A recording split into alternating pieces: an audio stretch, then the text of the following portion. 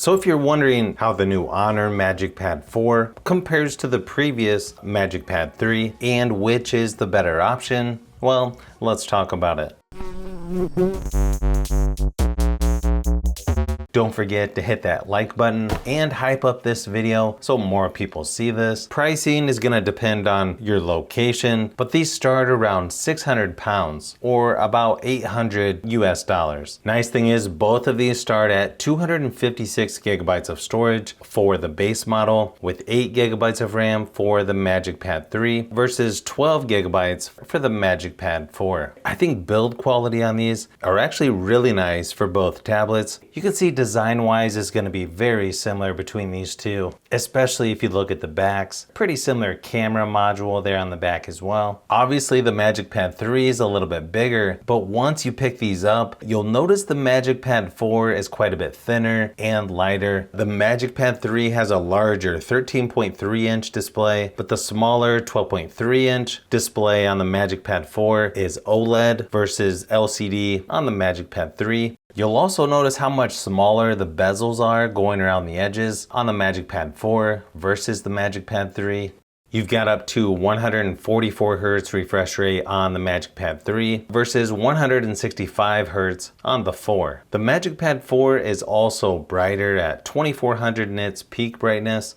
I think both of these displays actually look really nice in person, but I've got to give this slight edge to the MagicPad 4 when it comes to screen quality. It's got deeper blacks, and especially if you plan on using these tablets outdoors or in brighter spaces, you definitely want to go with the MagicPad 4. As far as the batteries go, you actually have a larger 12,450 milliamp hour battery in the MagicPad 3 versus 10,100 for the MagicPad 4. You've got 66 watt fast charging for both tablets, which I think is pretty good. However, the MagicPad 4 actually lasted 1 hour longer in my typical battery drain test at 100% screen brightness, which is pretty impressive considering how thin this tablet is, but overall very good battery life for both tablets considering the specs. Software-wise, the MagicPad 3 has been updated to macOS 10, just like the MagicPad 4. And I've got to say, I feel the software on these two are nice and fluid, pretty smooth overall. It's sort of like a mix between iPadOS and Android, and they do pack in quite a few features. You can also customize things to get it just the way you like. You can do split screen and floating windows on both of these. You've also got PC mode. You've got video out, so you can connect to a projector, TV, or external monitor using an HDMI adapter for both tablets. I also like that you've got pen support on both of these, which makes these good for drawing, taking notes, or just moving around the software. You can even use the older Magic Pencil 3 on the newer MagicPad 4, so that's kind of nice. I don't think you can go wrong with either one. I also like the keyboard cases for both of these. They feel like pretty nice quality. They're pretty responsive, which is nice to have if you need to type out a lot of stuff or just make your tablet feel like a regular laptop. Once you connect the tablets to the keyboard cases, they can automatically switch over to PC mode to be a little more productive as well. Overall, I don't think you can go wrong with either one. As far as the software goes, they're actually going to be very similar. But of course, with the MagicPad 4 being newer, you'll get longer software support. I know Honor is offering 7 years of software updates for their Magic series phones, but I've only seen at least 3 years of updates for the MagicPad 4 confirmed, so I'm not really sure how many years it's going to get, but it sounds like it may not be quite as long for their tablets that they're promising for their phones. Hopefully they can get closer to that 7 years that even Samsung is now offering on their entry-level tablet.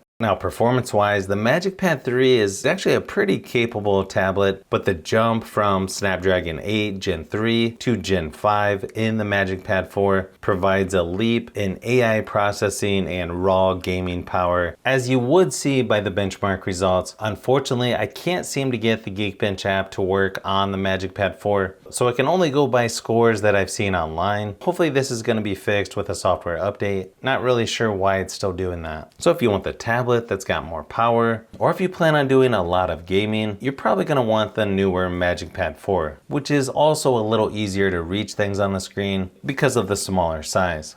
Now when it comes to speakers, these two are probably some of the better tablets that I've tested. Each one of these has an 8 speaker setup with IMAX enhanced and spatial audio. The MagicPad 4 offers the more advanced audio package. It also uses AI to overcome the physical limitations of it being so thin. But the MagicPad 3 is going to sound a little better in my opinion, probably because the larger body gives those 8 speakers a little more breathing room. Here's a quick sample of each of how they sound. But I've known you too long, it hurts to watch your blue eyes fade to gray. But I've known you too long, it hurts to watch your blue eyes fade to gray. As you fade away,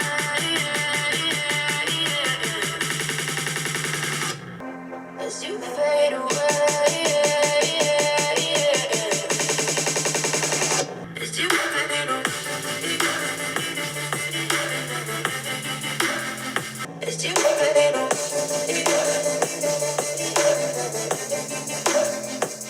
Now, the cameras on tablets usually aren't the best out there, but these two feel somewhat similar. You've got a 13 megapixel lens on the back of both of these. Then you get an extra 2 megapixel macro lens on the MagicPad 3. There's also a flash on the back of each tablet. And then you get a 9 megapixel front facing camera on both tablets as well. It is nice that you can record up to 4K resolution for video recording on both of these as well. I think you can actually get pretty good results from both of these, and they should be a good option for Zoom meetings and or other video conference calls if you need to. But here's a few quick samples just to see if you can tell a difference.